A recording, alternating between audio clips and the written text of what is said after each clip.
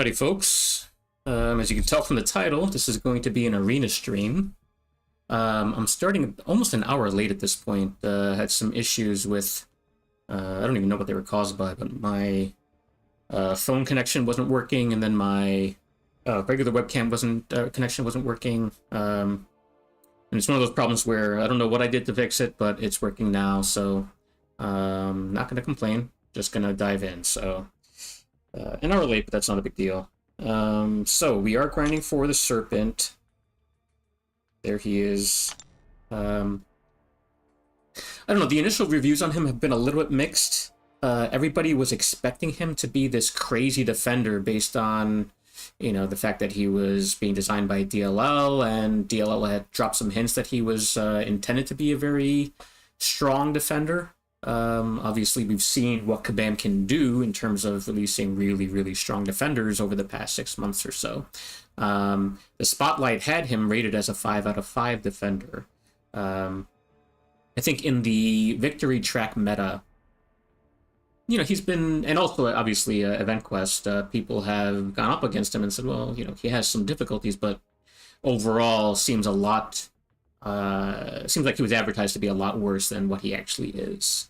But people in the Gladiator circuit have been saying that, oh, he actually is quite difficult to deal with. I think, depending on the meta, he is going to be challenging. And even in a non-challenging meta, or a meta that doesn't suit him, I do think that unless you have one of a few counters, you're going to have some difficulties. You're going to take some health loss, probably. So I am still geared up to go ahead and grind for him. So I've switched out. I haven't run full recoils in quite some time, but I've switched into full recoils. I actually, I did shell out $10 for the, whatever it's called, Summoner's Sigil, so that I can have the Arena Express mode. And had a little bit of, I guess, waffling there, because it's okay. If I spend $10 on that, is it really so much more to just spend $100 on the pre-release bundle? But it is what it is. I'll get other benefits out of that $10. So enough talking. Let's go ahead and start this up. I'm gonna try to be somewhat conservative about how we do this, ramping into this streak, because I haven't really done it in a while. So I think what I'm gonna do is 6-star rank 1s for the first, like, 5 matches. Yeah, first 5 matches. Oh wait, these are 7 stars. What am I doing? 6-star rank 1s for the first 5 matches. And then I'll switch to, I think, 6-star rank 3s until I get to match number 15 or so. And then I'll just do strongest down. Might not be the most efficient, but we'll see. So I think my roster is deep enough that this isn't going to be a terrible grind. I'm going to shoot to try and put up about 120, 130 million. I haven't done the math to see how many rounds that is from my roster, but just based on what I've seen from other people, Brian Grant in particular has a much smaller roster than I do. And he didn't even go for as many runs as he could have, and he still very comfortably put up a high score. So, you know, it's certainly going to be a few hours a day at least, probably 5+ hours a day.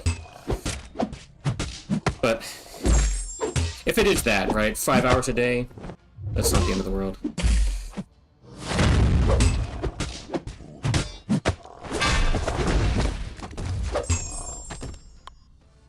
So hopefully some people come by and keep me company. Part of why I was willing to go ahead and do this stream, or do this grind, I should say, is because, well, you know what, it'll give me an excuse to go ahead and stream, and maybe I'll get some people to come by and keep me company.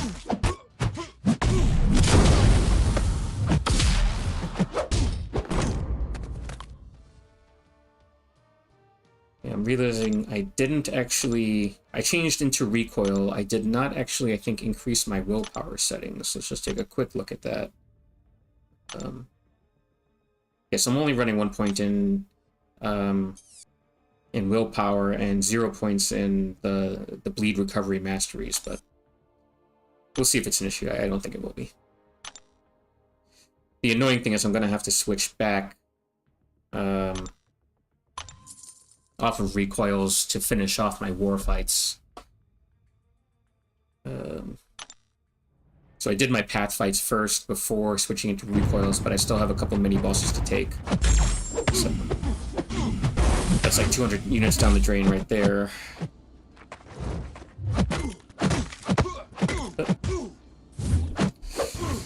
I know all this, and it's the sacrifice I've chosen to make.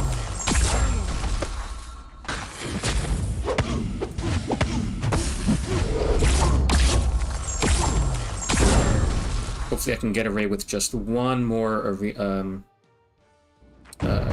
mastery swap over the course of this arena. But it might be two.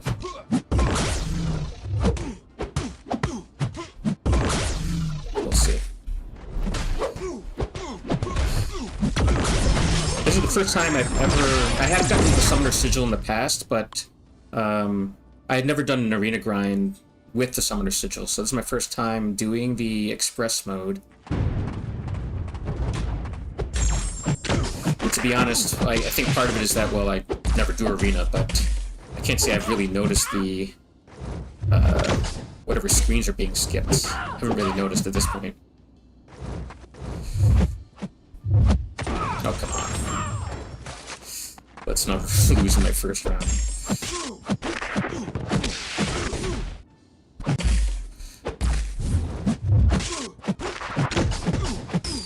Speaking of war, you know, the meta this season is certainly a hot topic. We're coming off of a very challenging meta. Crush 2.0, I think it was called. At least it was challenging at the outset. And then I think people got used to it, and we started to see, at least my alliance, which is a tier 2 alliance, so, you know, throughout the life of that meta, it still was the most difficult map that we were playing on. My battle group would put up, what, in a good war, 10 deaths? 15 deaths, something like that? Something in that range.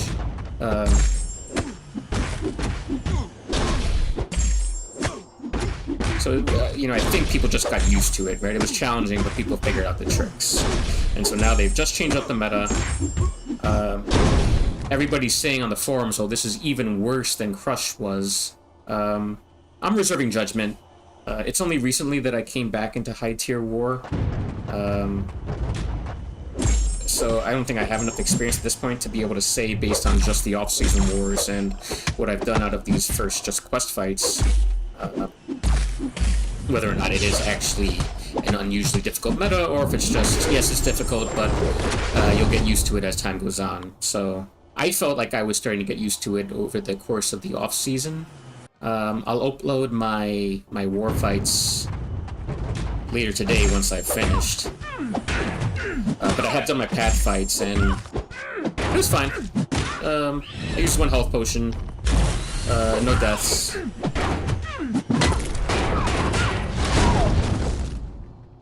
I don't think I had the hardest path. There was even a 6-star rank 4 defender on my path, which is unusual for tier 2. As well as a non-tactic defender that really, both non-tactic as well as one that wasn't really all that well suited for the node. So it's possible I just had an easy time of it, but yeah, I have an overall less pessimistic view than what's being communicated on the forums right now. I think, you know, deaths will be probably kind of high. I'm expecting my battle group will finish with like 20-25 deaths this first war, but it'll come down.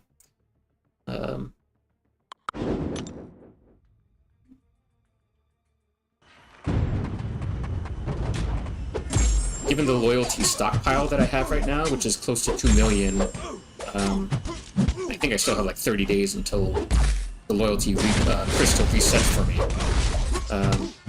So given that kind of stash, maybe that's part of why I'm really not all that fussed about this meta being difficult. I have a full stock of potions and enough loyalty to buy potions and boosts as I need them. So if I use, in a bad war, 5, 6, 7 potions, for me that's not a big deal. I can see how for long-time war players who maybe are running a little bit on fumes after the Crush meta, maybe it feels a lot more challenging for them.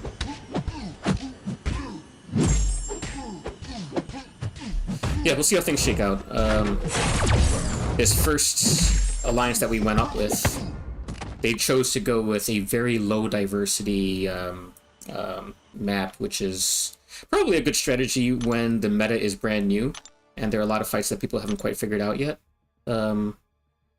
So we have died quite a bit. I think we're actually behind them on deaths so far this war.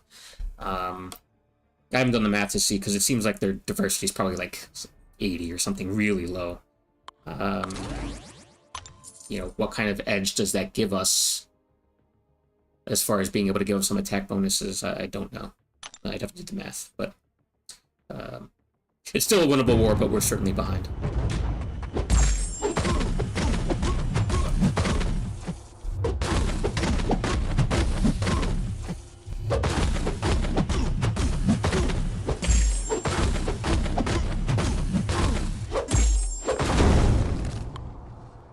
So I am on path 4 again this season. We'll see how that goes. The meta, or I should say the tactic, and let's say the meta for my path don't really synergize all that well. You know, the kind of defenders that are usually pains in the neck to deal with on path 4 are not part of whatever Magic Thief. You know, they're not part of that tag. So I think it's going to be a little bit easier for me than last season, where you know there were some tough defenders that were tactic.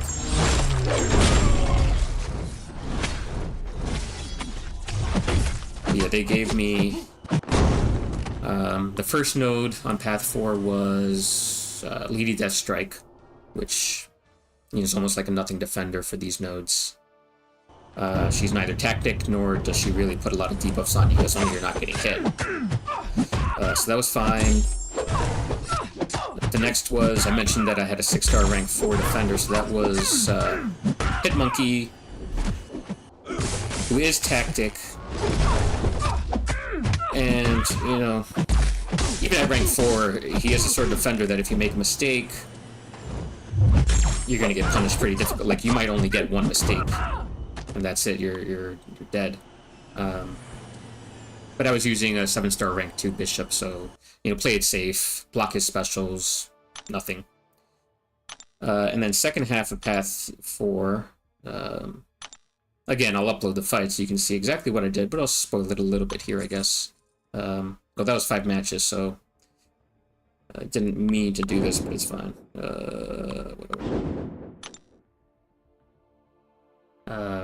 Yeah, second half path 2, they chose to give me 2 Baron Zemos in a row. Which Baron Zemo is a pain in the neck defender with this meta, but fortunately, as long as you don't get any bleeds on you, which if you do, you've screwed up pretty royally in the first place. But as long as you don't get any bleeds on you, he's not putting debuffs on you. So the key thing is just making sure that you don't get screwed by, what is it called, his disorient that he puts on you. If he puts too many of those on you, then certainly the block damage is going to be significant. But again, I was using 7-star rank 2 bishop. So the first one I faced was a R5 Ascended Zemo. But even at that level, went down pretty easy. The second one was actually the supposedly the easier one. 6-star rank 4, but I did screw up and then I threw my L1 too early. I threw my L1 thinking it was going to be an L2, and it turned out I didn't actually get that power. So not only did I not do a lot of damage with my special, as I would have done with the special 2, but I put incinerates on him. A lot of incinerates on him. What I really should have done is backed off once I did that, but I didn't. So I was putting incinerates on him, he cleansed them, he went into his, he rooted me, so that was a fun time. Because he rooted me, he did go unblockable. But it was still fine. You know, it's, if you're using a tactic defender, it's easy enough to just keep on wailing on his block, push him to his special, dodge it. Even though you're dodging it, you've probably built up enough prowesses to, what's it called, be able to consume them to take away his indestructible. So yeah, I took some health damage, but still, it was basically the worst I could have done on that fight, and it still wasn't that bad. So we'll see how the mini-boss fights go. I did just rank up my Void to R4. I think he's going to be a very popular option this meta. Because you can do that damage over time by putting debuffs up on the opponent. And if they go indestructible, okay, just go ahead and hit on their block a little bit to remove the indestructibles and then back off, and the DOT starts up again. So, alright, so I don't want to be doing 6R1s. Let's go up to 6R3s now at this point.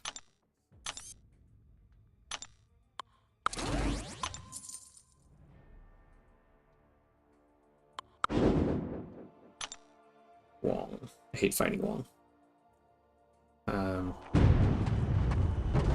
Yeah, I'm gonna use my freshly ranked. It's only R4, but still I think that's good enough for at least the fights that I have this war. So I have Thing on, I think it's node 37, the one with placebo buffs, and heavy regen. So, and I'll just turn that regen against him. With Void, that should be a fairly straightforward fight. I'm playing KT1.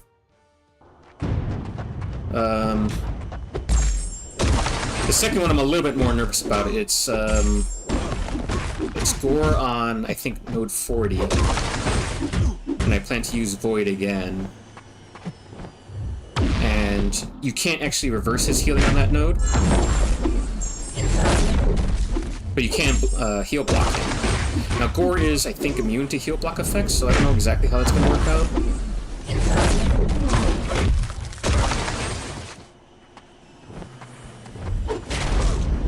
He might be immune, like, when I put a number of debuffs on him, and then that, whatever it's called, Indomitable, I think, node kicks in and turns it into heal block, that effect might not actually apply.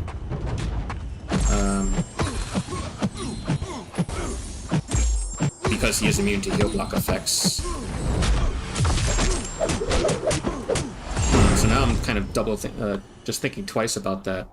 If he is immune to that, then he's still going to be, well, one, proccing the regens, which isn't directly, I guess, my concern, but if once he procs 10 regens, he goes unblockable, which could get dicey. I'm not going to be looking to really even parry him too much in that fight anyway, because you know, all those effects that he can inflict through block, I'm really just going to be trying to push him through specials one way or another, or dodge them, and then wail on him.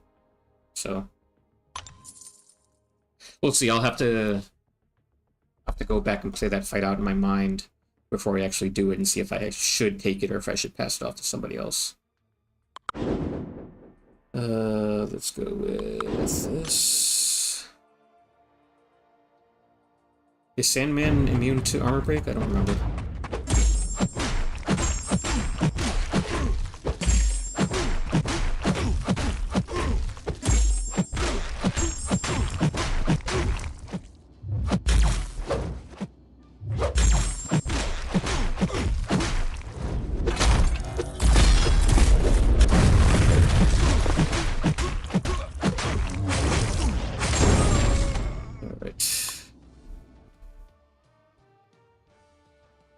I do miss running recoils. Speed difference in finishing the fights is certainly very apparent.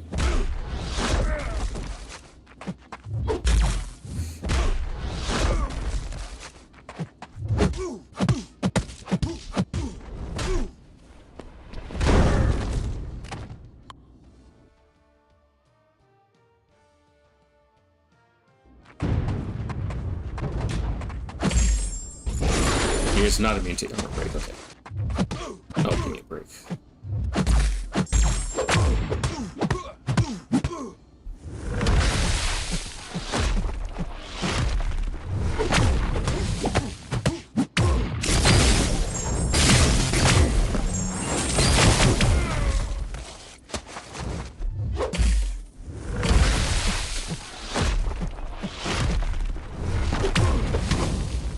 Okay. I really should rank up my CGR. I think I'm handicapping myself. I've never really liked him as a champion, but I think I'm just handicapping myself too much in battlegrounds by not having him available. Because he takes such a wide range of fights and he does them so quickly once you know how to use him.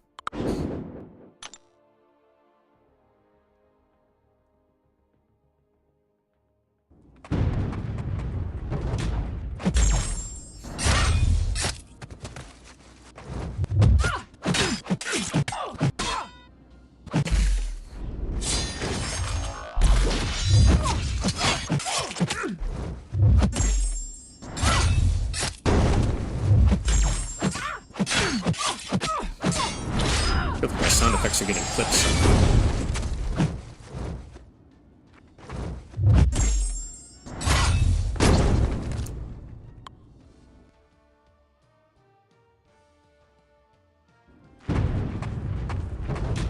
So let's see, getting back to the whole war meta discussion.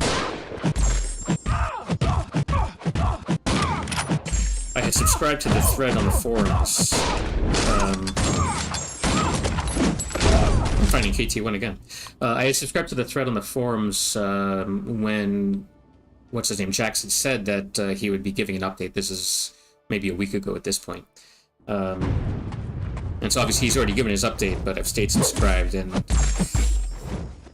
there are a lot of people, but it's hard to say, I guess, because there's a lot of posts still complaining about the difficulty, but it feels like it's the same 3 people who are doing all the complaining. So, oh,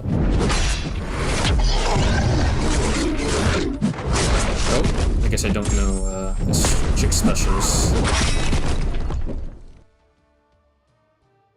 So yeah, it's hard to tell if people just in general feel across the community that this is too difficult to meta, or if it's really just, well, there's a small number of people who like to complain about everything, but most of the rest of the high-tier war players are just going to suck it up. I'm certainly hoping, my alliance is certainly planning on pushing this season, so I'm hoping that there are a lot of alliances that decide to take it easy and do, one loyalty, revive, and nothing else, kind of season. Is this what I should do? Whatever. I'm taking too much time to actually choose my matchups. But yeah, if there are a number of alliances that we run into that are taking it easy, that means we will then have a relatively easy path. Yeah, this first alliance is certainly not taking it easy so far. Like I said, they are winning the death race, at least at this point. It's still very early, but...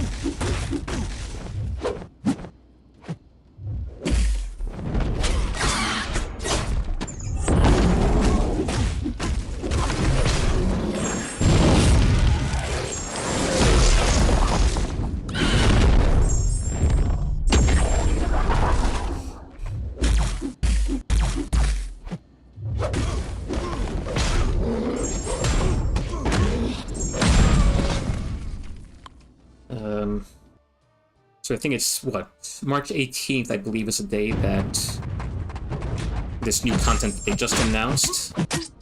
What is it called? The Showcase. Which is basically almost like a way for people to, people who don't actually play war, or at least high-tier war, to get a sense of what high-tier war actually feels like. That's my understanding of what they posted is, that's their goal with this showcase. So I'm assuming their intention is to get some portion of the community to play through that and say either 1, oh, this is fun, or number 2, oh, you know what, this is actually not as hard as I thought it might be. Maybe I should go ahead and try to do more and more. So we'll see how that works out for Kabam.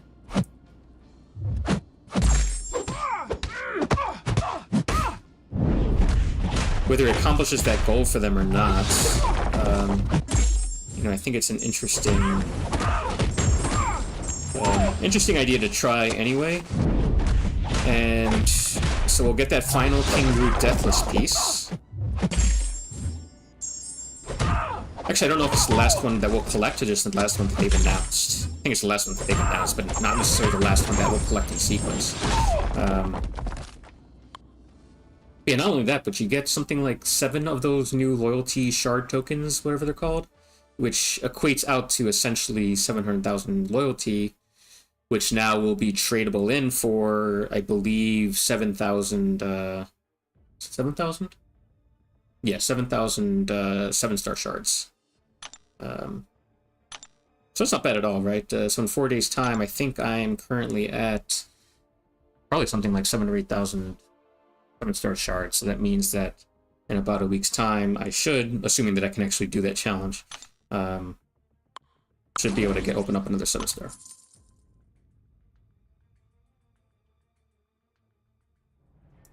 By the way, anybody who's watching, let me know if the video is laggy. It seems like, yeah, it seems like it's choppy. Also, let me know if the audio sync is off, because if the video is delayed, that probably means that. Oh shoot! All right, fine. Stick with this. Spending too much time on these matchups, I should just go in and smash. Yeah, let me know if the video's off. Like I said, I had some issues with the video. And the way that I'm actually getting my webcam to work is different from what I usually do.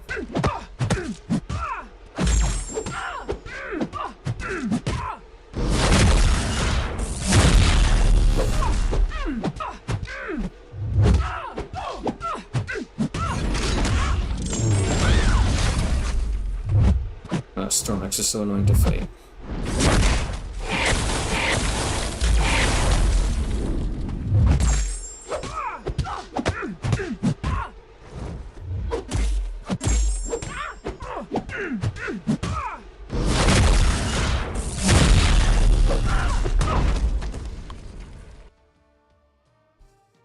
That was what, like a 40-second match? Very annoying.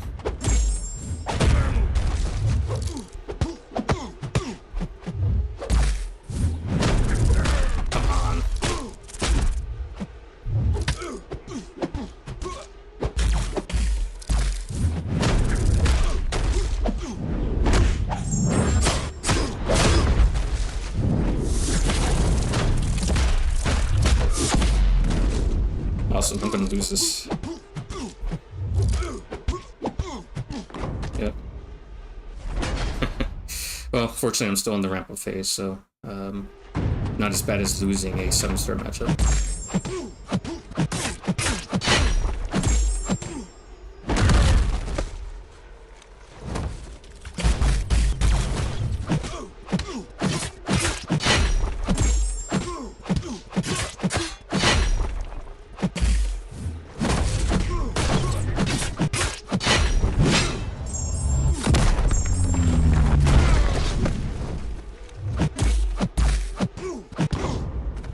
Almost lost that one too. I almost had to restart my whole streak.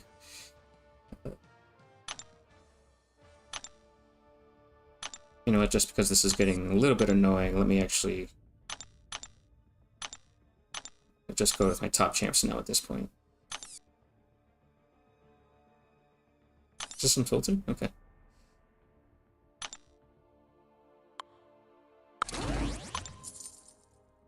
Always like to go for class diversity when I'm choosing my teams. Be nice if express mode actually made that part express as well.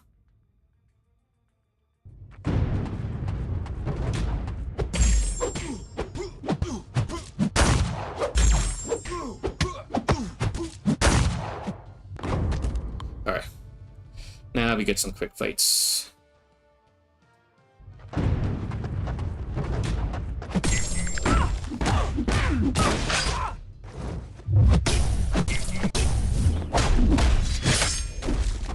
Nice lag there. Okay.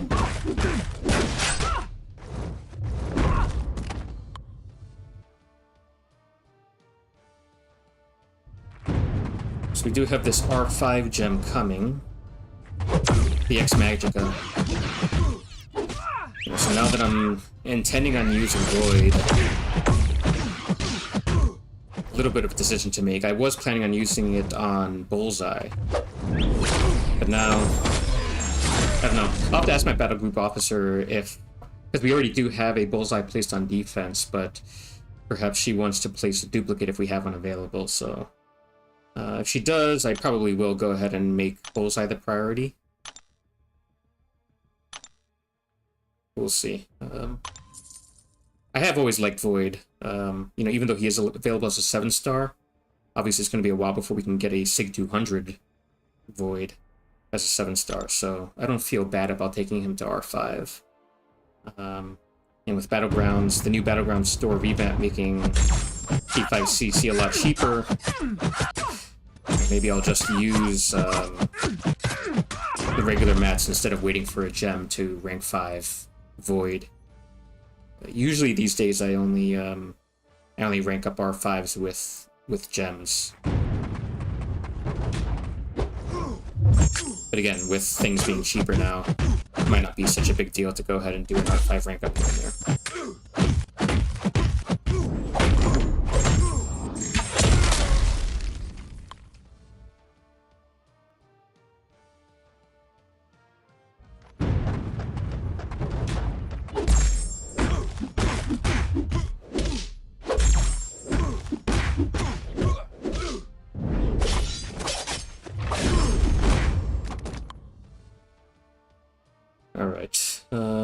So other than War and the Showcase, is there any other news coming up? We have Winter of Woe, the fight, coming up on next Wednesday, I believe, right? Yeah, today is Thursday, so we didn't get one this week, so we will have a new fight next week. And I believe from the graphic, we do know that it's going to be Danny Moonstar, who is definitely one of my least favorite champs to fight. Not necessarily a very hard fight, but just annoying. Again, I really have to spend less time picking these matchups, but yeah. Danny Moonstar, 1, I think if you parry her too often, she punishes you by going, what is it, she can become invisible, or whatever her equivalent is. Basically, she can make you miss. I think it's called illusion. That's 1. Number 2 is that her L2, if you push her to L2, does a lot of damage even if you block it, and I don't know if it's even possible to dex it. Actually, that's I'll have to note that down, that, you know, I did that one video with Silk teaching us how to dex Onslaught's L1. Maybe I'll do one on Silk teaching us how to dex Danny's L2. Yeah, and also, you know, much less of a pain, but still something worth mentioning is that her L1 is not hard to dodge, but it pushes you back quite a bit. So between those 3 things, depending on what nodes they put on her, she could be quite a pain.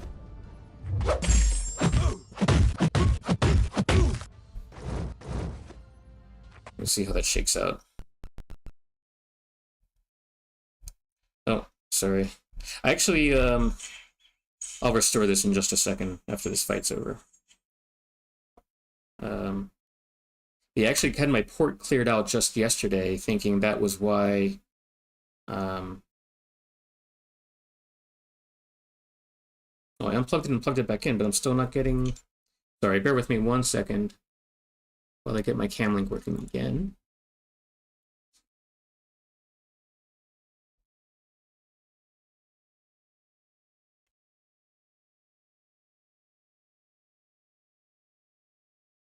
Come on. Alright, hopefully that did it. Where is this? Okay, good. See, I had my port cleared out because I was getting these, occasional, the last time I streamed, the cable was tending to slip out of place every once in a while. But unfortunately, although the connection does feel snug, as you can see, the problem's not fixed 100%. Again, I've got to really zip through these matchup selections. Okay.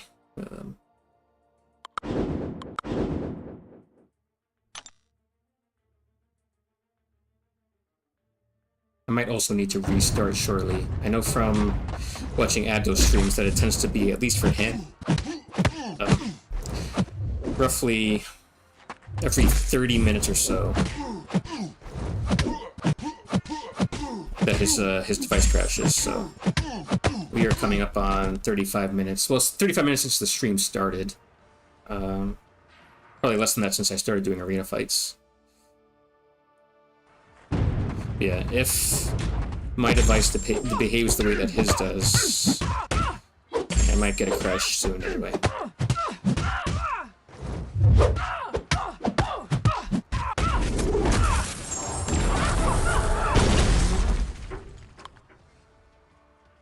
Alright.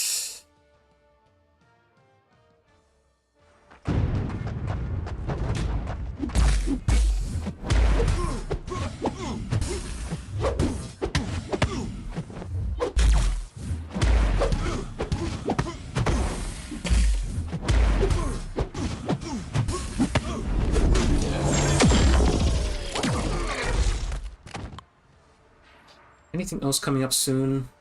So talked about the showcase, talked about war, talked about the next Winter of Woe fight. 8.4 is on the horizon, probably going to launch in about a month. Looking forward to that boss fight, right? The lanes themselves should be, based on how Acts 8.1 through 3 have gone, very easy. And again, no shade to anybody who's watching who might have had an issue in any one of those lanes, but I do have a very well-developed roster, so for me, anyway, it is easy. Okay, there's the crash. Right on cue. So it is about 35 minutes or so of game time.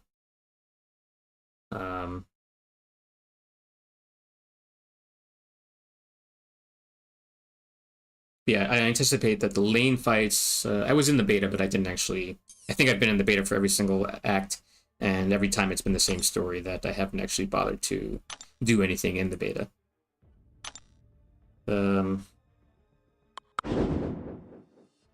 This is fine.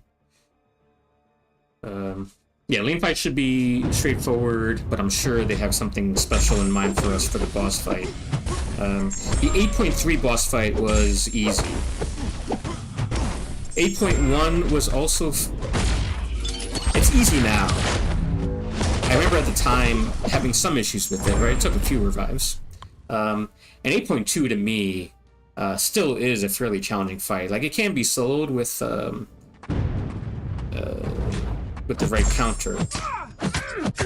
But if you're just going in with a random chant,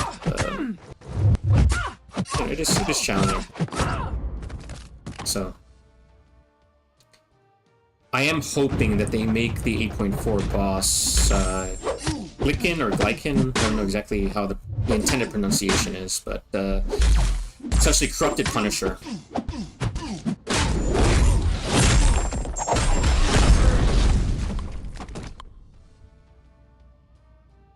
I'm anticipating that they'll make him the hardest one of the bosses so far, which I'm looking forward to. I like a good hard boss fight.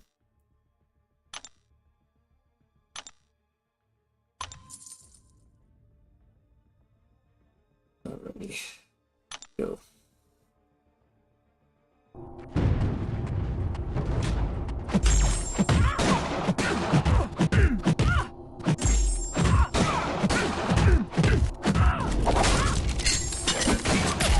I did pull Moondragon on my ult, and I played around with her a little bit. She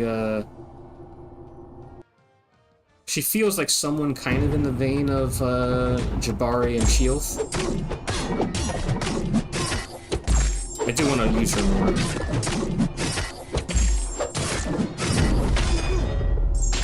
The little that I have played with her, she seemed fine.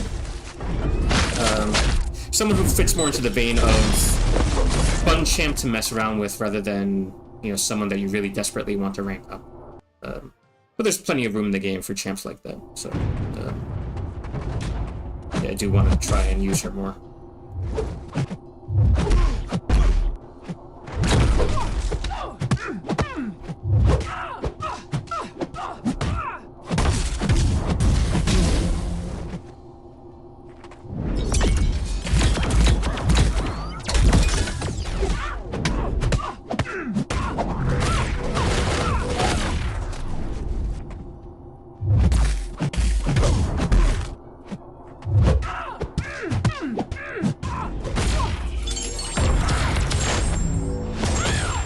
Probably gonna have to take a break for a drink of water just in a minute or two.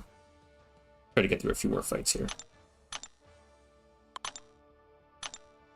I think let's do 20, let's reach 20 on the win streak. And then I'll take just a minute or two just to grab a drink of water, and then I'll be back.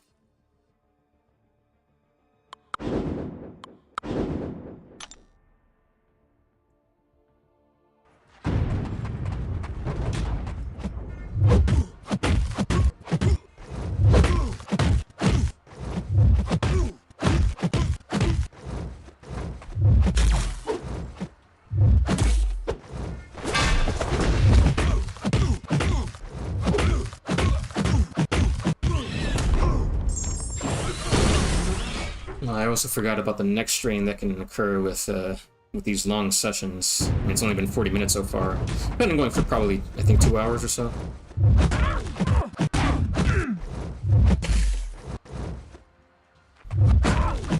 But yeah, I'm already feeling it a little bit in my neck.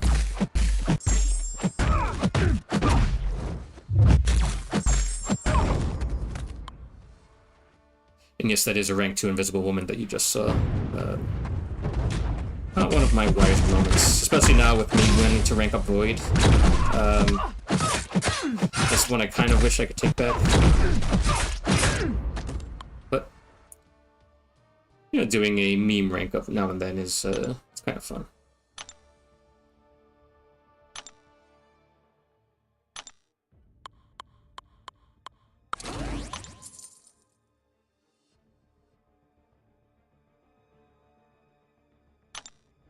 Let's just go. No dilly-dallying.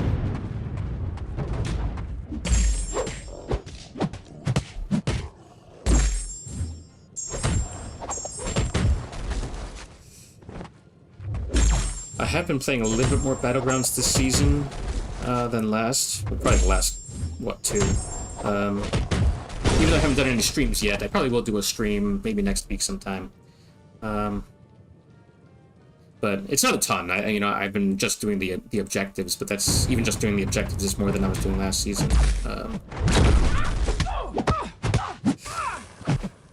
It certainly is kind of a boring. Well, actually, you know what? There's something I was thinking that I don't think I've heard any other of the YouTubers talk about. So we've had metas before that turned into. Well, we've certainly had Nuki metas. But there are Nuki metas that have some strategy to them, and then Nuki metas where it's almost like, well, there might as well not even be nodes here. And the current season of Battlegrounds in the victory track, at least, is the latter. You know, you can... I can't even think of a fight where I felt like the nodes really came into play. Maybe if I had fought like a Gallon... Yeah, it's interesting. I haven't even seen that many Gallons so far. So even with a meta that feels like there have been no nodes on them, that's happened before, I think at least once or twice. And when it's happened before, it's felt very boring. To me, anyway, even though, again, it feels like there's essentially no nodes, it does not feel to me like it's boring. It's not the most exciting, but it's also still... I have fun playing it.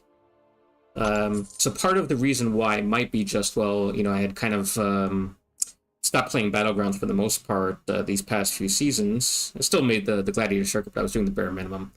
And maybe it's just, okay, well, you know, some of the freshness has come back for Battlegrounds for me. But I think the reason why it feels more challenging is that because of this flood of crazy defenders that we've had, even with no nodes, you still feel like you're challenged just doing Battlegrounds fights. I don't know if I've heard anybody else express that, but that's something I was thinking about, is that even a no-node meta can still feel interesting because of all the painful defenders that you have to deal with. I didn't even notice I did this mirror match, Shuri versus Shuri.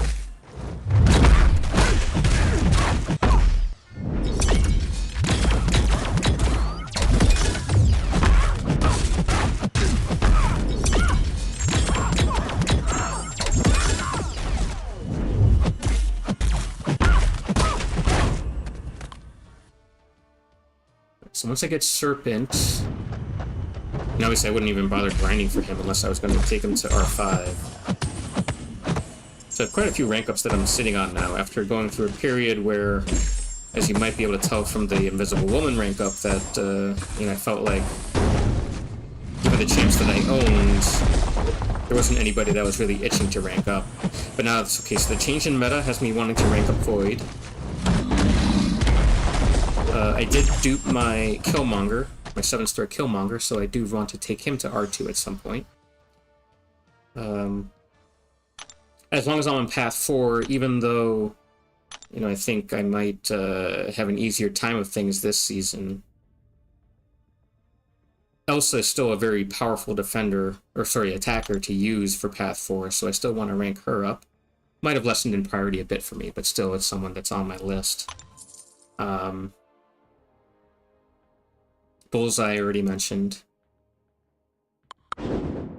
And then you have all these rank ups that you need to do for the Karina challenges, the CCP challenges that came out, right? So my Zemo's only R3. I think I'd want to take him at least R4. Mojo, Tigra, and Jabari I'm all set on. All of those champs are very highly ranked for me. But then we'll have to see with the Avengers. I think I'm going to want to... yeah, give me... Alright, I've forgotten to do that. Yeah, we'll have to see what the Avengers challenge... Well, one, how soon I even want to do it in the first place. Number two, how many of those Avengers do I actually want to rank up as 6 stars versus just going with 5-star or 5s ascended? Because if it takes, what? Even if it takes 20 more revives, I'll have to put some thought into exactly what would be worth it, but I feel like, you know, even some... Again, I'm just throwing a random number out there for the sake of argument. If I spend 20 more revives, but I avoided having to spend resources on ranking up a 6-star, and more importantly than, I think, ranking up, sigging up a 6-star, is that worth it at the end of the day?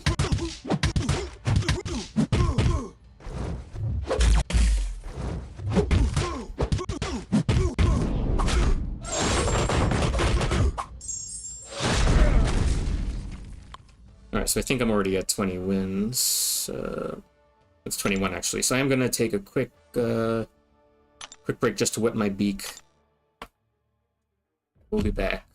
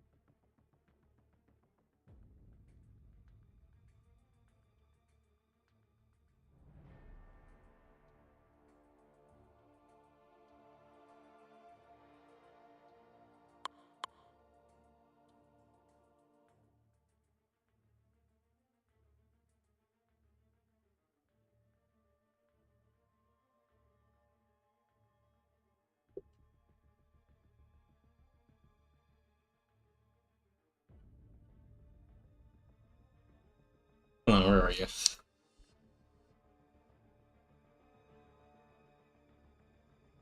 Okay. Come on.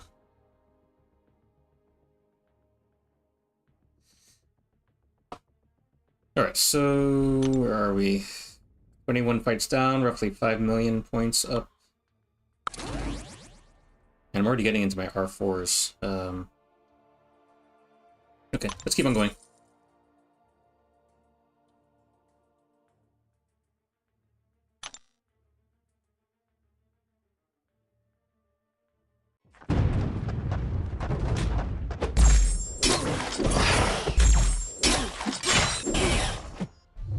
So I don't know how other streamers do it, that, you know, for me this already feels like a fairly long stream.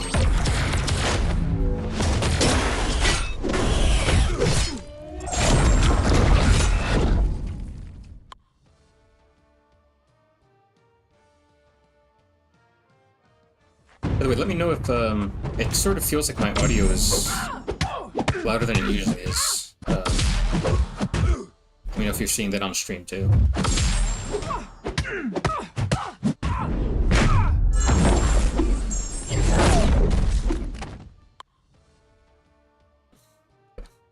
Yeah, feeling in the neck.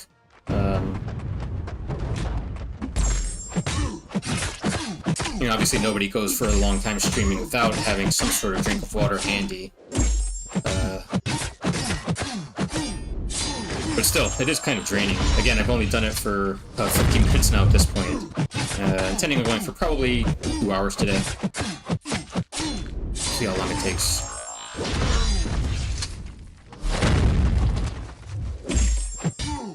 I feel like I should have a lot more than 5 million points at this point.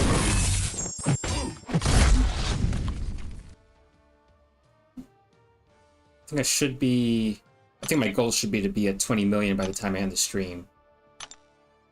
So I'm kind of surprised. It feels like I should have a lot more points. Again, it's been a long time since I actually did an arena grind, but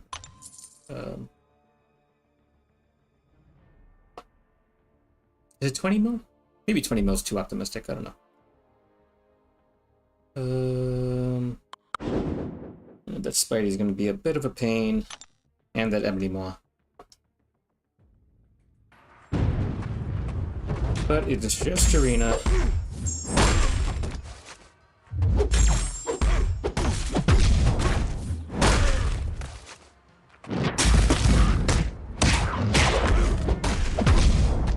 Alright, who evades?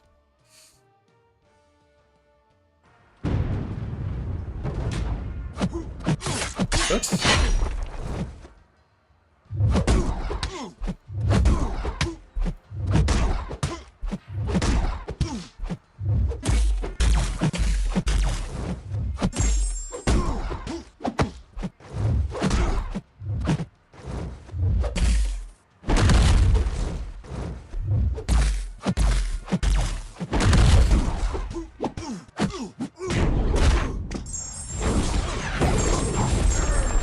Another fight that I almost lost. I should think about putting on extra willpower as well as coagulate or suture, whichever one you're supposed to put on when you're running full recoil.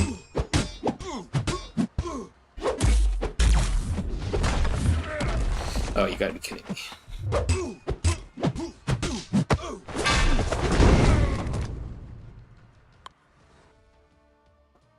Yeah, some of this health loss, you know, it's tolerable for the most part, but you get in a little bit of trouble, and all of a sudden, you're in a lot of trouble.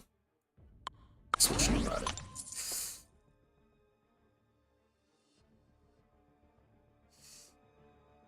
Why not?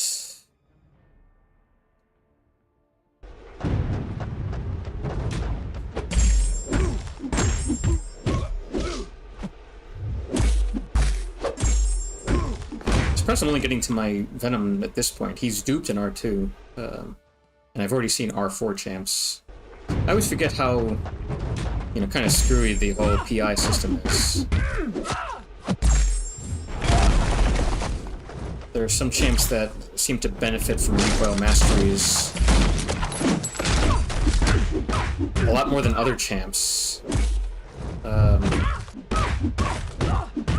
And there's doesn't always seem to be a lot of logic behind it. So, for example, that Spidey Supreme that you saw, he's only an R4.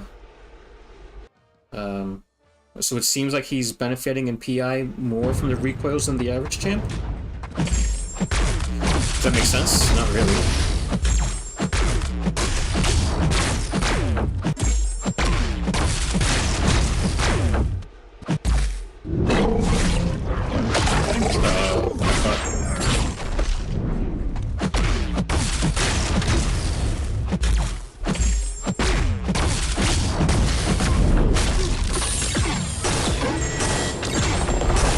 Survive that? Okay. Come on. Alright.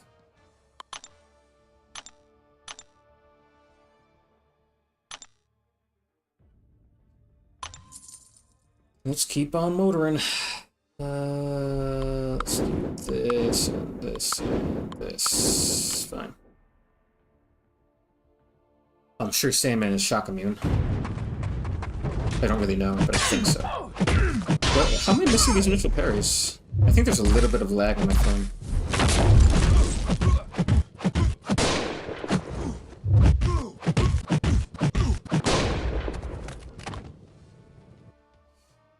I might... I'm not going to bother restarting. I think if there is some lag, it's fine. I'll just make sure to press that block button a little bit earlier than usual.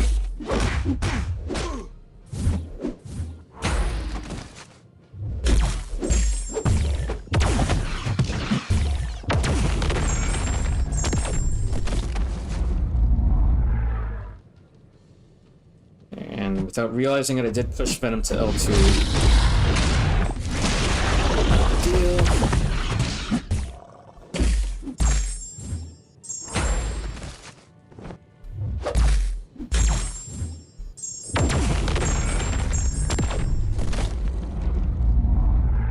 Alright.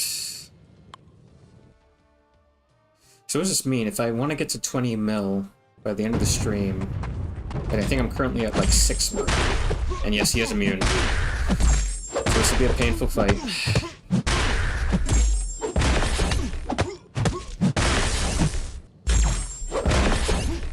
How many rounds is that going to be?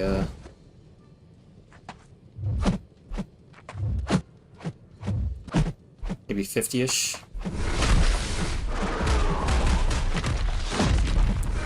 As you can tell, I really didn't do any prep work in terms of, you know, knowing what this target score should be, how many rounds it's going to take.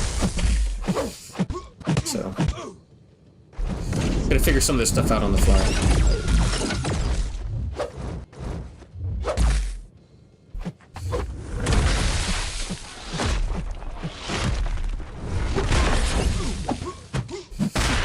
It's such a painful fight.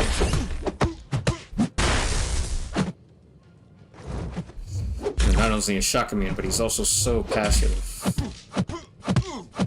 Come on.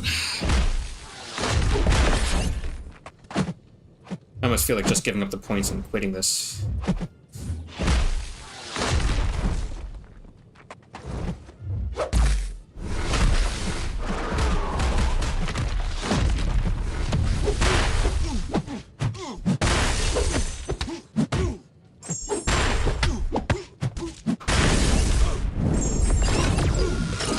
That felt like it was like 5 minutes long.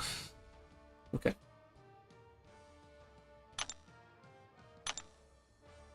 Alright, I'm at, what is that, 6 million? So, obviously it doesn't scale linearly, but if I want to get to 20, actually it's going to be more, it's going to be like 70-ish fights. Hopefully not that many. Let's keep on going.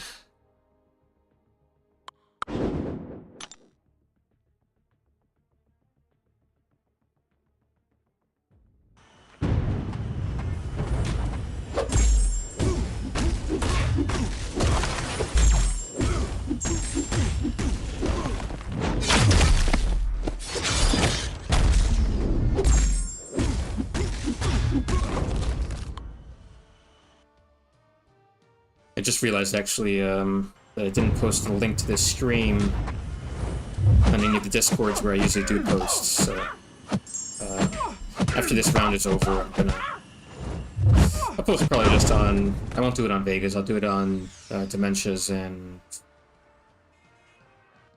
what's his name? Abidos. Maybe on Triple Z too.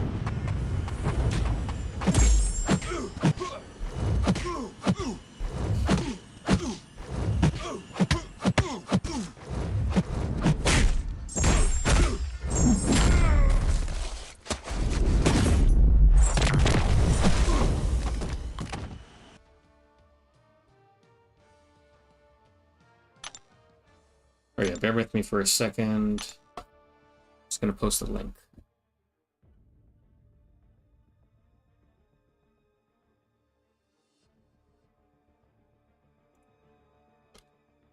Gotta grab the link in the first place.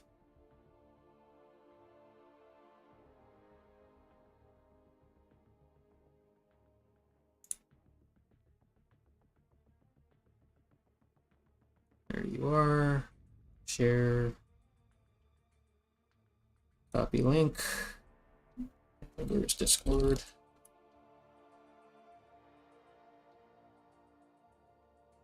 Again, let me know. I'm just seeing my video again. It does seem like it's choppy. Let me know if it is choppy for you. And I may take the risk of fiddling around with the settings.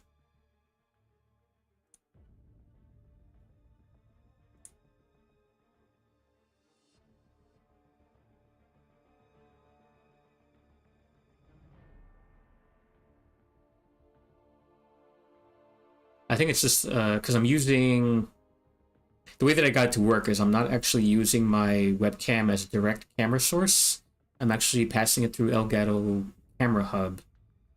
And I can actually see that the Elgato's Camera Hub is taking up a lot of CPU, so I think that's what's introducing all the lag. But again, that was the only way I could get the webcam to work. Let's see. I'm not anxious to fiddle with it, so... Let's post this on Lefties.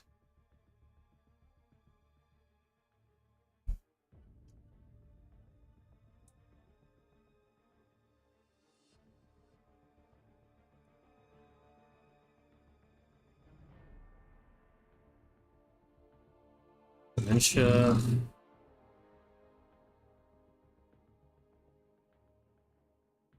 Hope Dementia gets his situation figured out. I think what happened, I think he crashed his whole computer. Or bricked it.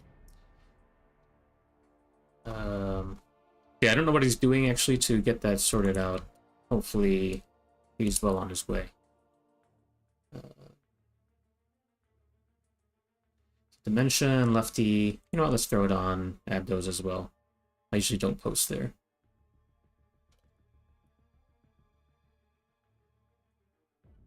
Alright, that's done. Back to grinding. Let's get you in there. And alright, so 6.5 million.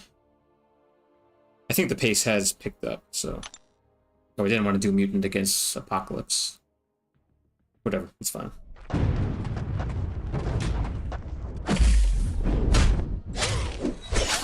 I have no idea what White Tiger's animations are like. Did I call her White Tiger or White Tiger? I've been watching BG so much I don't even know now. And I did it again. It's 3 hits.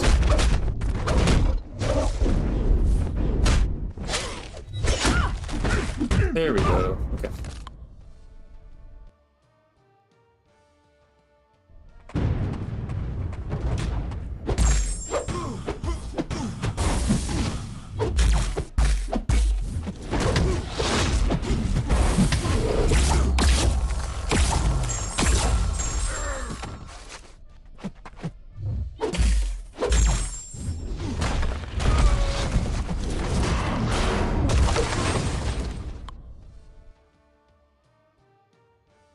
Definitely feeling a little bit laggy again, as far as the game experience goes.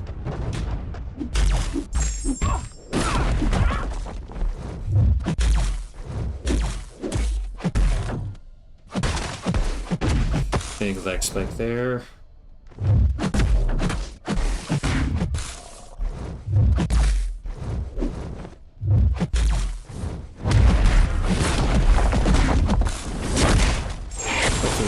bushes. Yep.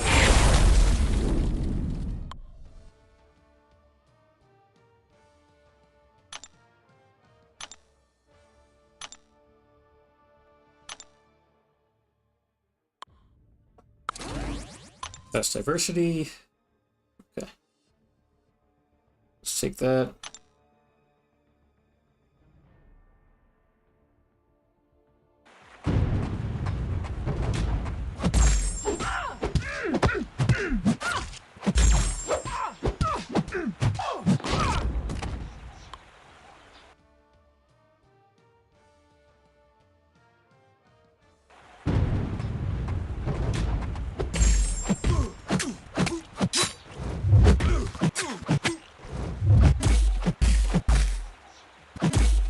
This leg is getting unreal.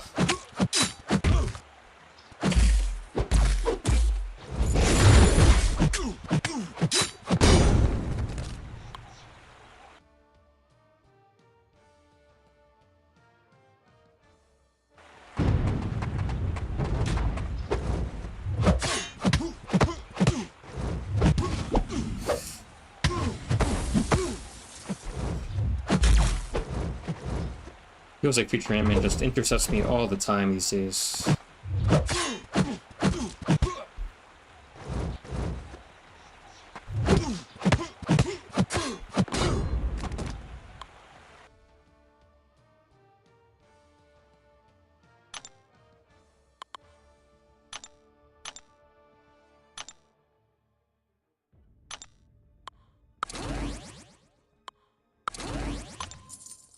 I think I still have quite a few more 7 stars to go, so still a lot of opportunities for that point total to go up a bit. Oh man. No, I don't want to see your info, so I think we'll do this. Oh, feeling it in the neck now.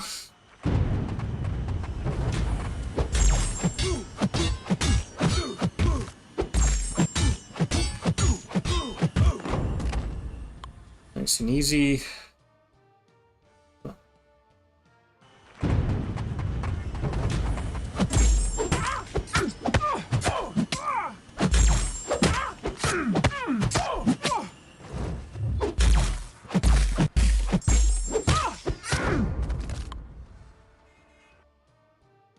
I saw, who was it? I think it's Fintech.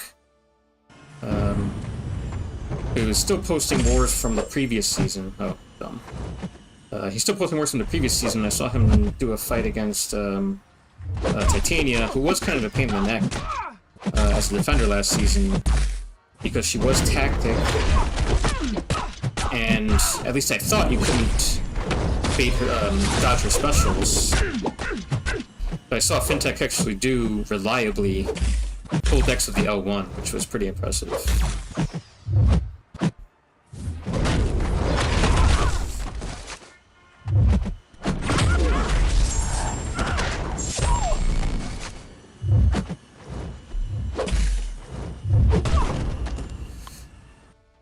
Okay.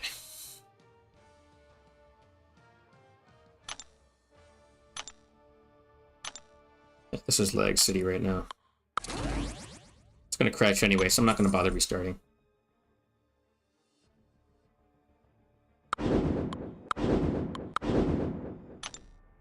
And there is Danny Moonstar, who we were talking about just 20 minutes ago or so. And I'm hoping...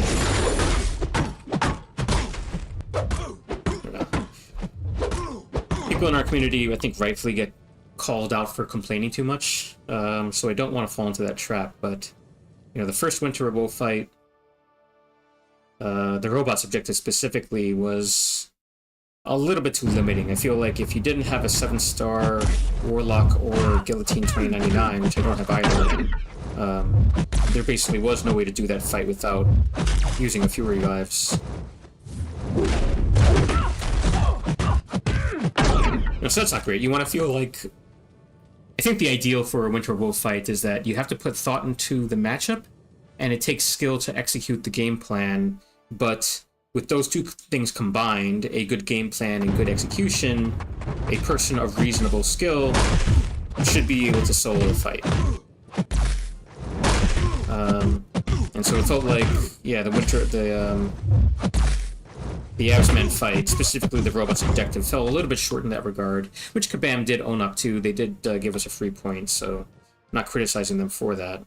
But then the week since then, and one of the things that I kind of wonder, I think Kabam's official stance has been these fights have been planned for some time. It just so happened that Absman was the first one, but they knew that he was harder than all the rest.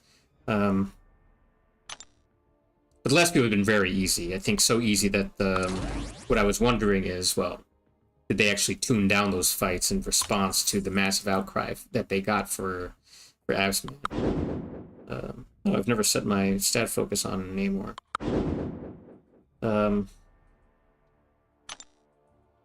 Because what I'm getting at is that if I had to choose between a little bit too hard, Absman robots objective versus what we've had these last two fights, which is basically souls on the first try without really thinking about it too hard, I would actually take the former.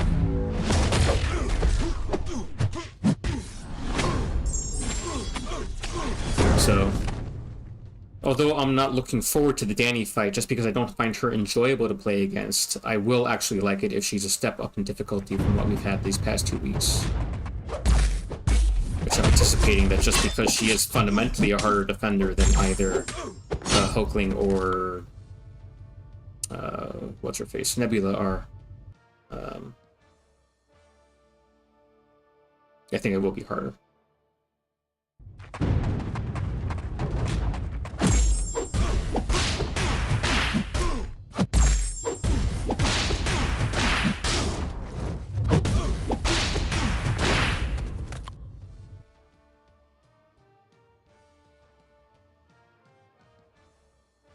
Just grab a quick drink.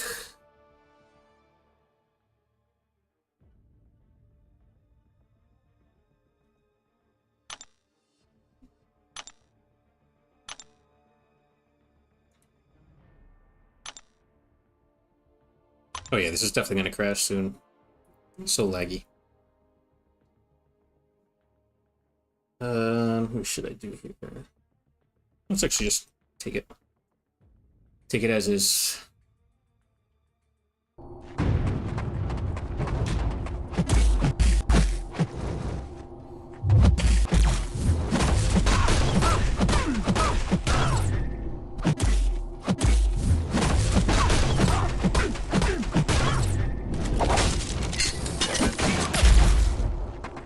So seeing Bishop and Domino here together reminded me about War, and the fact that I do have both of these meta champs at 7R2. Domino was banned this last war. Bishop wasn't, but I'm anticipating Bishop actually will be banned for the most part going forward. I feel like it's not unlikely that we'll actually see both of them banned. So I do have Kushala, who also probably will be another popular ban. But I really would like to get one more strong meta champ ranked up. I already mentioned Void.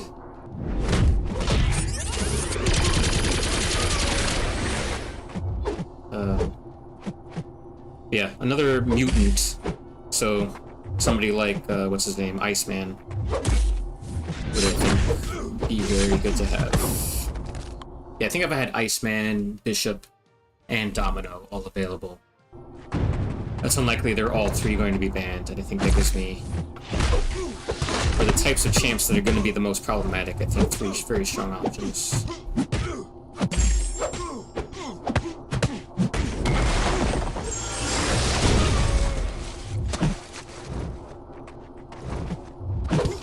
This guy is so passive.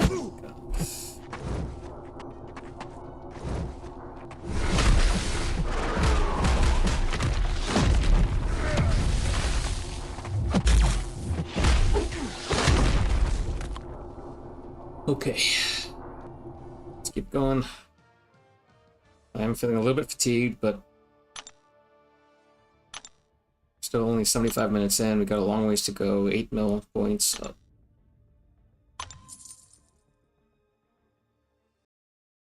And there's the crash.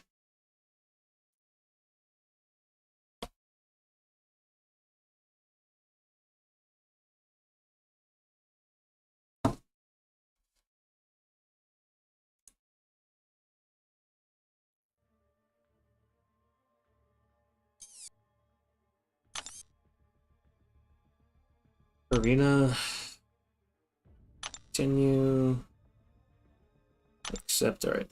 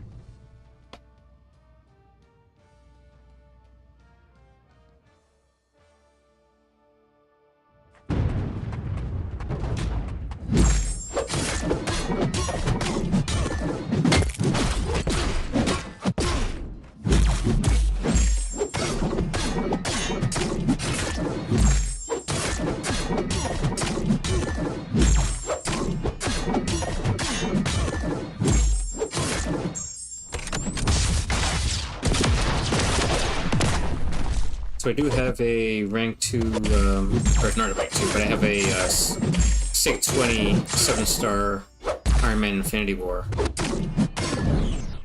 He very well may be another rank up that I do. Not the hardest defender, quite a few counters for him, but another one that if you get caught out without a good counter, big pain in the neck.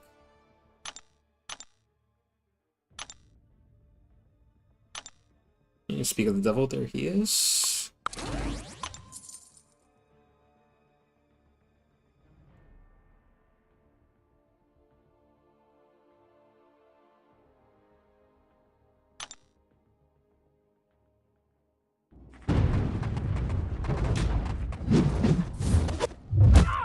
What am I doing?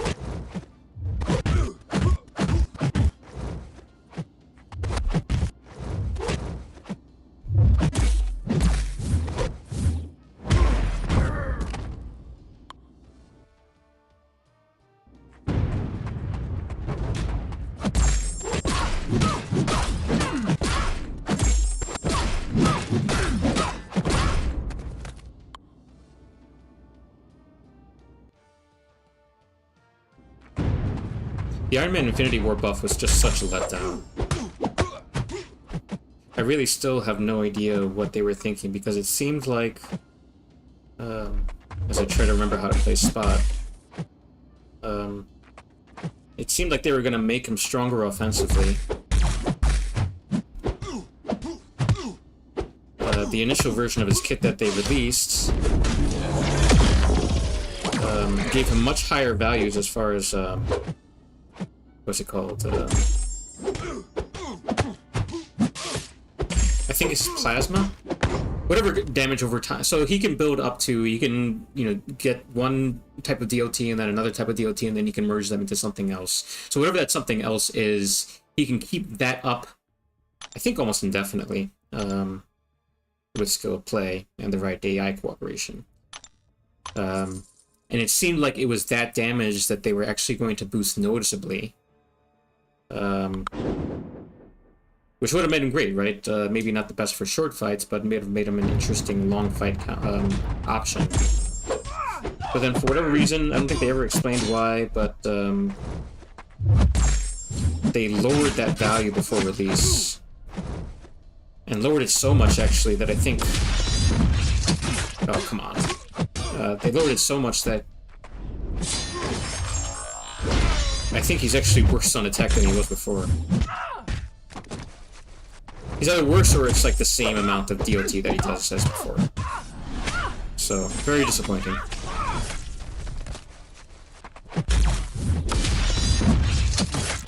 Another terrible, terrible heavy. Just gonna push her red. Awesome. I'm gonna lose. Come on. Oh, did I have an indestructible? That's nice.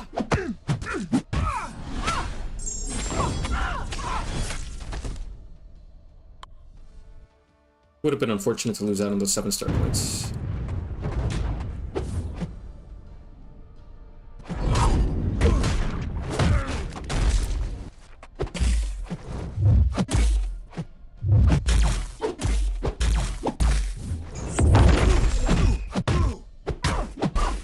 What?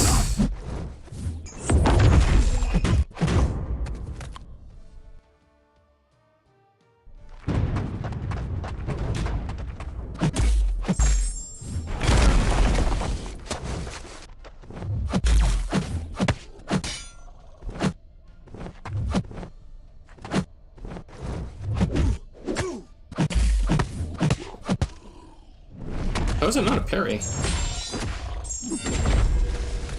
You know, the first one didn't land and I thought it was just random, but that second one felt like a perfect parry.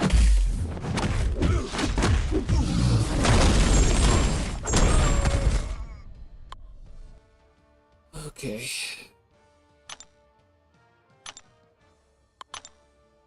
Losing in a 9 mil. I don't know if 20 mil on the first stream is going to happen.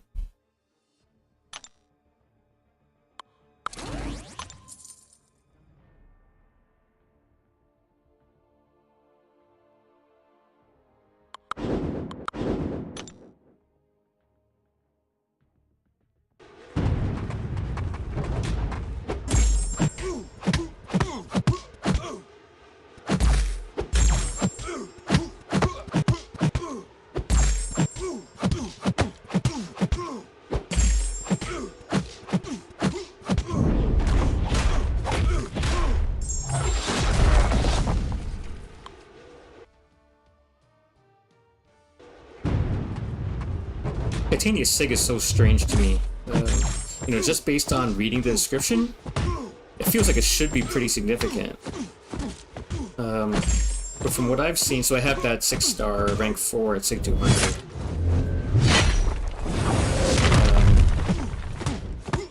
And from what I've seen, the difference isn't really that noticeable on Duped versus Sig 200. So my 7-star rank 2 is much, much stronger than my 6-star rank 4, which is maybe not a big surprise, but even when I had her at rank 1, I felt like, yeah, the 7-star is definitely finishing fights faster.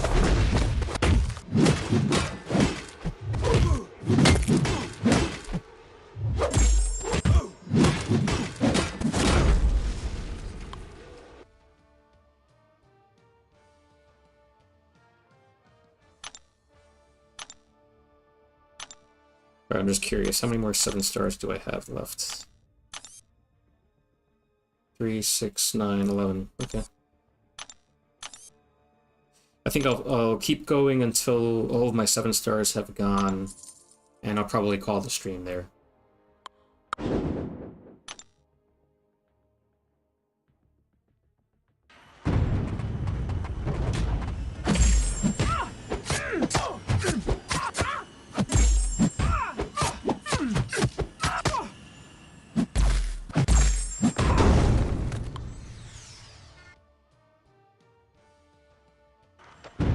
Jessica feels like she's really fallen off.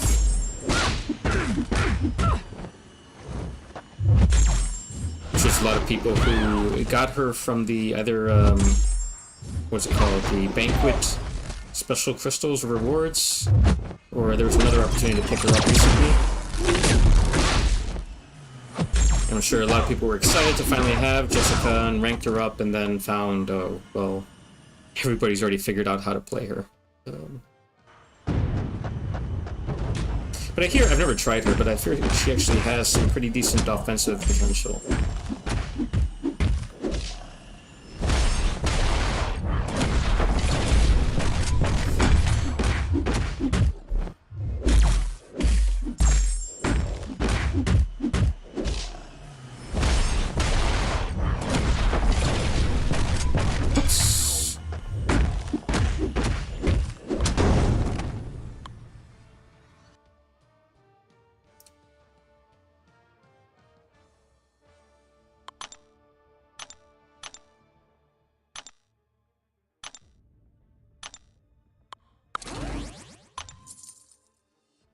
Duck might be another interesting rank-up option.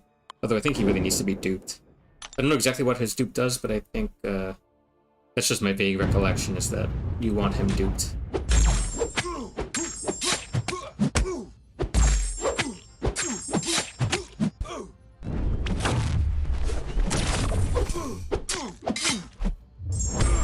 What?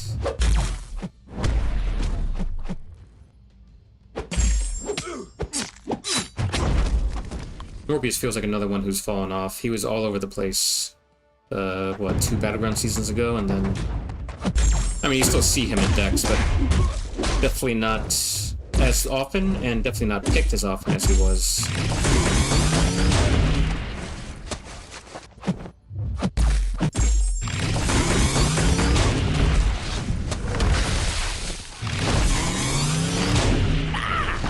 Whoops.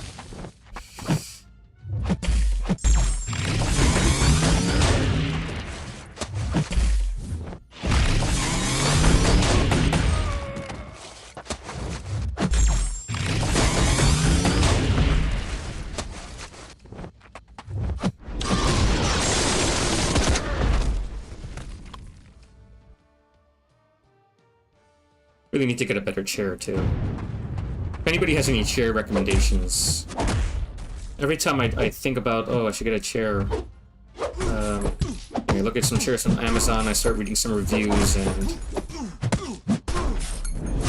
it's every single, well, I think this applies to every product, but it feels like, especially every single chair, there's some really large percentage of people in the reviews who are saying, oh, this is awful, it made my back worse, and it broke after 6 months, and whatever. So, you know, I really don't want to spend $1,000 plus on a chair, but I also don't want something that's going to break in 6 months. So, having a hard time finding something that fits the bill.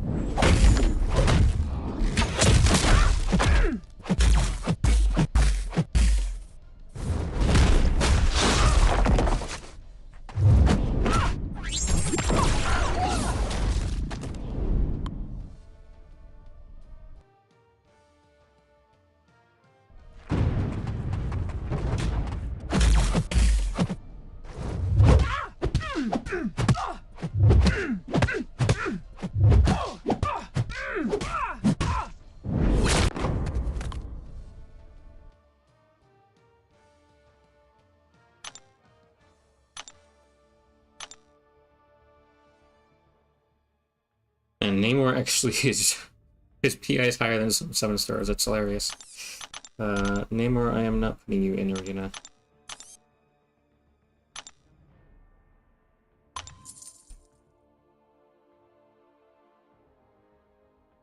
Why not? Oh wait, Doom is in Poison Incinerate, I think. Boy.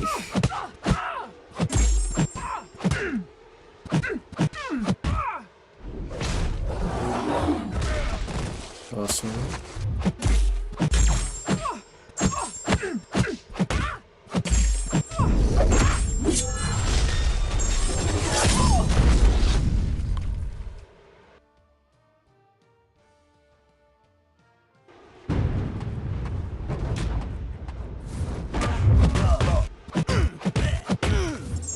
Soap's another one that I've left at R4 for some time, and now being R4 and having so many R2s and R5s that she's not even in my deck anymore, but really do need to get her.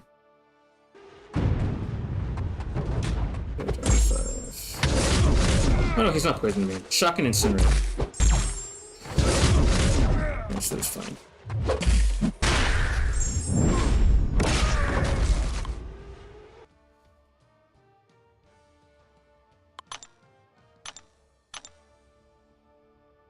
Alright, broke 10 million. This has to go a lot faster.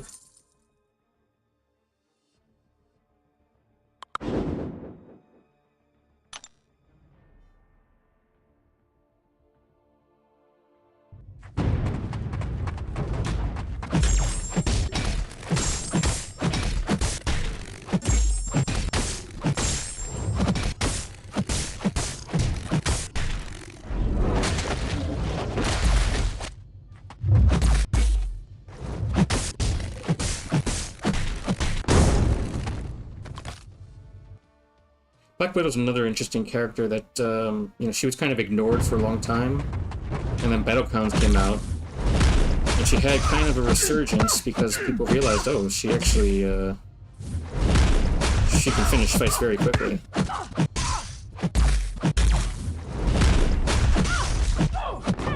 But you only have so much deck space for your champions from a certain class, right? So in the skill class, you have your Nick Fury, you have your Kate Bishop, you have your, now Bullseye showing up a lot of decks.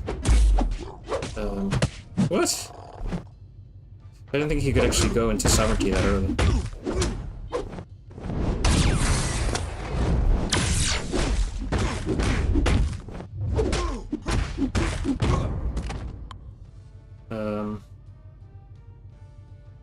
Yeah, there's so many good skill characters that I think Black Widow, even with her nukiness, has fallen back off again because people just can't make room for her in their decks. I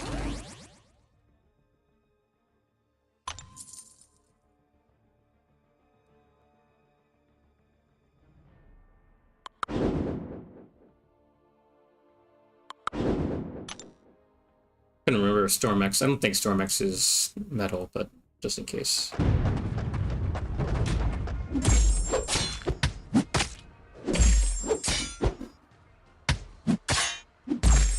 So much lag.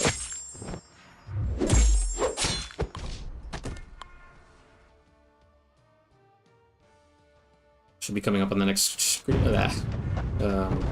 Game crash in what? Maybe 10 minutes.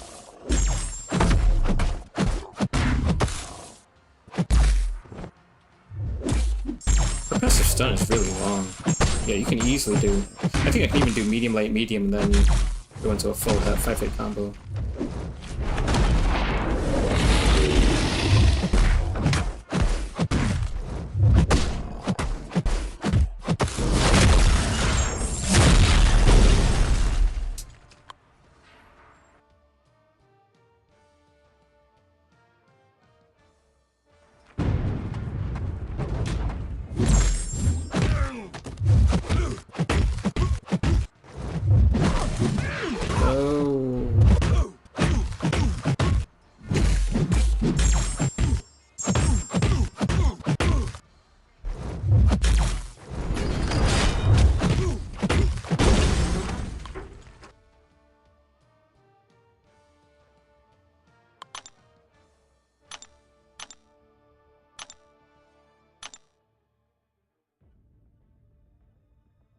We're actually getting into 6-star rank 3s at this point. So let me refine the filter a little bit more. You know what, let me actually, because there's no way to filter for 7 stars plus 6-star rank 4 and up, so I'm just going to do 7 stars.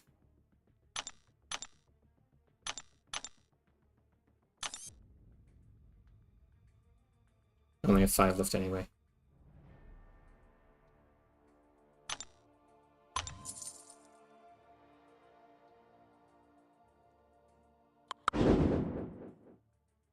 No stat focus on Kindred.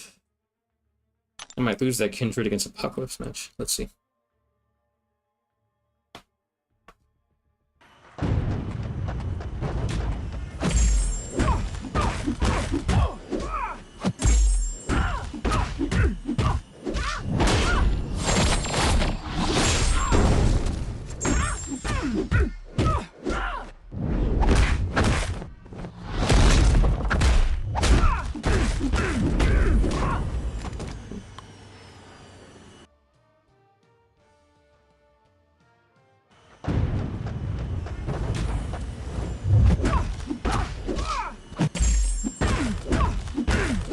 might be the first time I'm ever using Maestro on attack.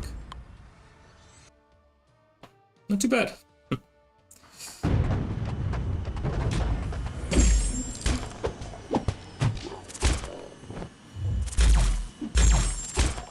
have no idea what you're supposed to do with Kindred. I actually wouldn't mind duping Kindred, even though he kind of needs high sig. If I duped him, I'd probably take him to R2 and try to learn him on offense. I feel like my deck has a fair number of Maestro counters, but never hurts to have one more. Okay, that wasn't bad.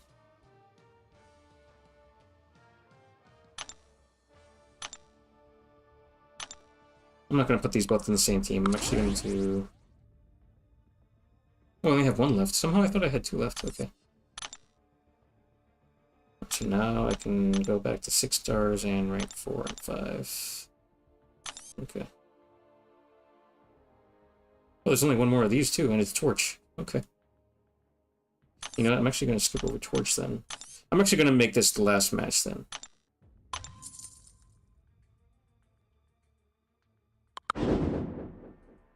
Let's do this. Yeah.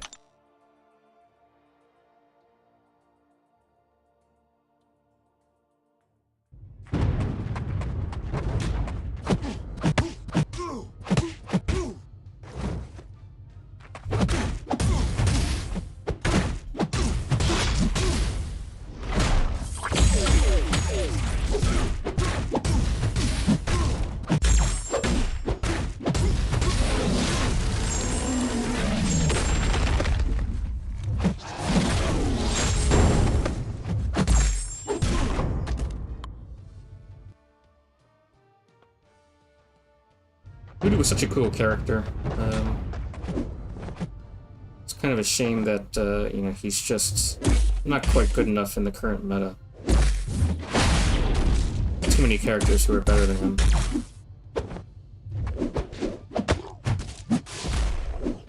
If he just got the slightest bit of tune-up, it'd be good to see him become worthwhile again.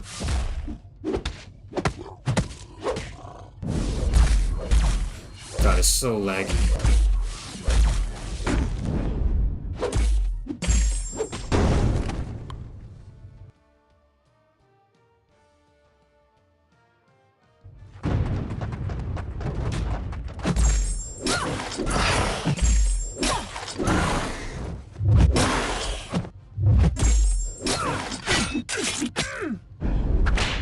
Awesome.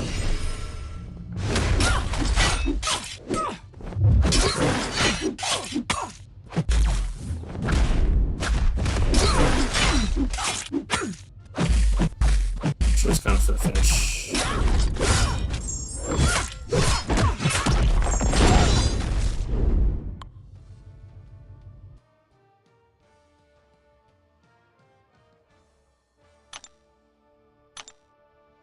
Okay, so that's all of the 7 stars.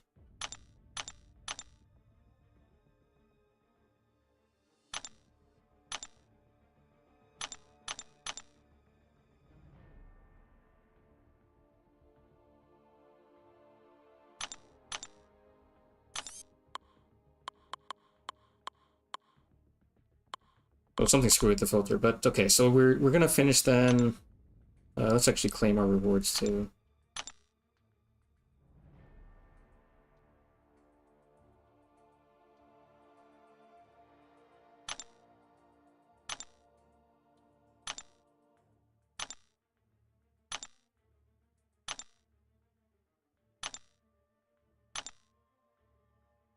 So we're almost done with the milestones. We did 12, roughly 11 mil in an hour and a half. Oh, what just happened? Sorry, I lost my webcam somehow.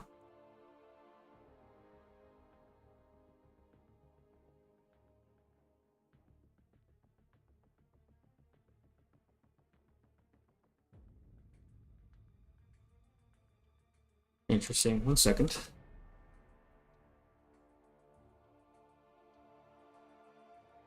It's still running.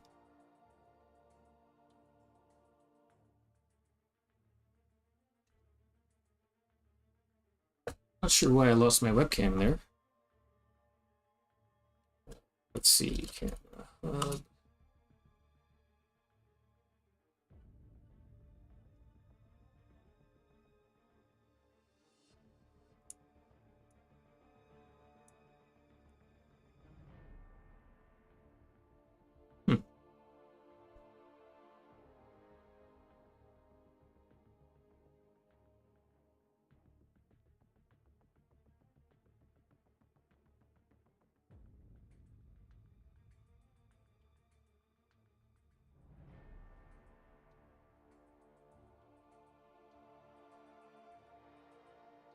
All right, no idea what's going on there.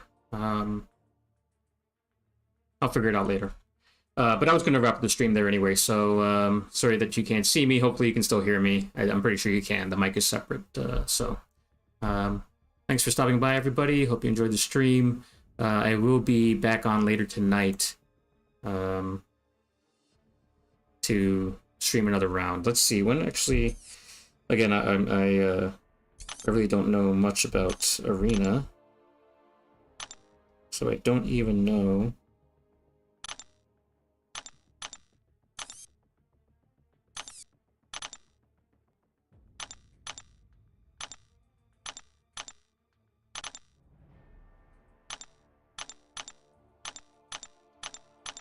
Okay, there we go.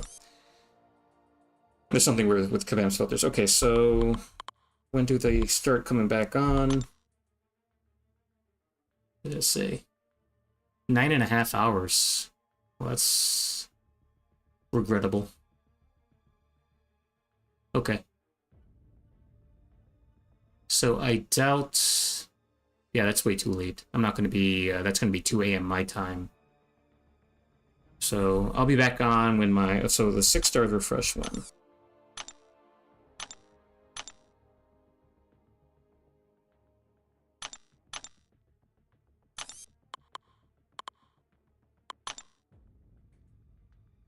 Five and a half hours. Wow. Okay. That's what I'll do then.